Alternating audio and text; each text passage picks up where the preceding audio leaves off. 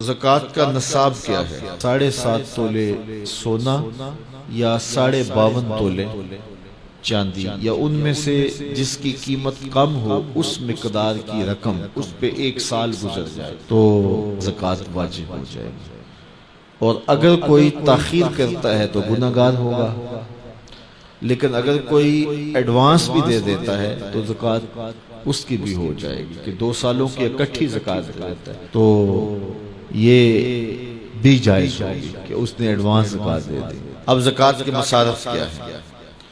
زکوٰۃ کے مصارف جو ہیں وہ 8 ہیں۔ فقیر کو زکوٰۃ دی جائے گی۔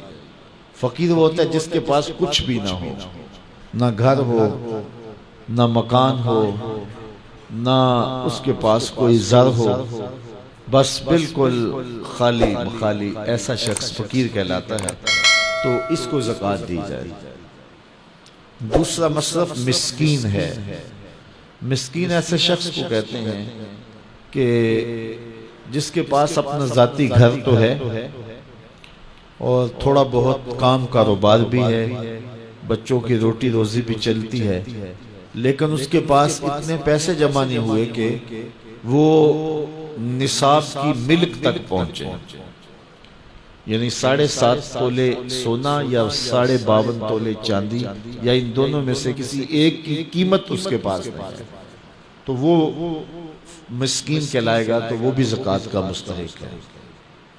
تیسرا رقاب، یعنی غلام کو آزاد کرنے کے لیے اس کو زکوٰۃ دی جا سکتی ہے تاکہ وہ اپنی قیمت دے کر کے اپنے آقا سے اپنی جان چھڑا لے۔ اور چوتھا غارم۔ غارم وہ ہے جو قرضے تلے دب گیا ہے اور اس کے پاس قرضہ اتارنے کے لیے کچھ نہیں ہے، تو اس مقروض کا قرض اتارنے کے لیے اس کو زکوٰۃ دی جا سکتی ہے۔ 5واں شخص فی سبیل اللہ۔ فی سبیل اللہ وہ شخص ہے کہ جو اللہ کی راہ میں نکلا ہوا ہے، جو مدارس دینیہ کے طلبہ ہیں وہ بھی زمرے میں آتے ہیں، ان کو زکوٰۃ دی جا سکتی ہے۔ اور 6واں شخص ابن السبیل، مسافر۔ مسافر کو زکوٰۃ دی جا سکتی ہے، اگرچہ وہ مالدار ہے لیکن جب وہ سفر میں آیا تو اس کے پاس کچھ نہیں ہے، تو اب وہ ضرورت مند ہو گیا، مال تو اس کے علاقے میں ہے، تو اب اس کو زکوٰۃ سے آپ مدد کر سکتے ہیں۔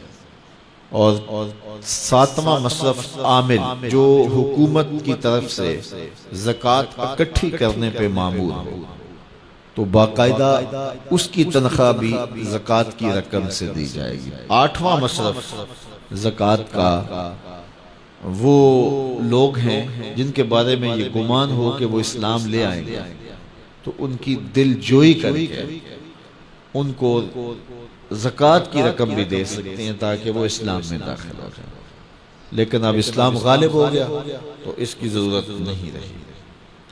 اللہ اکبر۔ تو یہ 40واں حصہ ہے زکوٰۃ کا، یعنی 100 میں سے 2.5 روپے راہ خدا میں۔ ان مصارف میں سب کو بانٹ کر بھی دیے جا سکتے ہیں، کسی ایک مصرف کو بھی دیے جا سکتے ہیں۔ حضرت شیخ احمد مجدد الف ثانی علیہ رحمہ مکتوبات میں لکھتے ہیں، جب دین کا انہدام ہو رہا ہو، جب دین کی قدریں پامال ہو رہی ہوں، تو اس زمانے میں راہ دین میں ایک دانگ خرچ کرنا، ایک پائی خرچ کرنا، دیگر مدات میں لاکھوں روپے خرچ کرنے سے افضل ہے۔ میرے حضور نے فرمایا، میں قسم اٹھا کے، رب کی قسم اٹھا کے میں کہتا ہوں، ایک تو میرا کہنا کافی ہے، پھر میں محمد رب کی قسم اٹھاؤں تو پھر کتنی بڑی بات ہو۔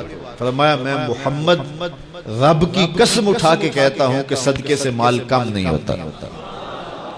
تمہارا اکاؤنٹنٹ کہتا ہے کہ اتنے کم ہو گئے، تمہارا کیلکولیٹر حساب دیتا ہے کہ اتنے کم ہو گئے، لیکن تمہارا رسول کہتا ہے قسم ہے نہیں کم ہوں گے۔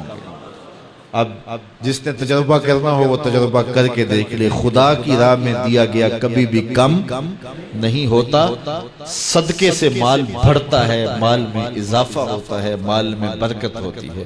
اس لیے اللہ کی راہ میں خرچ کرو، نفلی طور پر بھی خرچ کرو اور جو وجوبی صدقات ہیں ان کو بھی ادا کرو تاکہ اموال پاک ہو جائیں، ستھرے ہو جائیں۔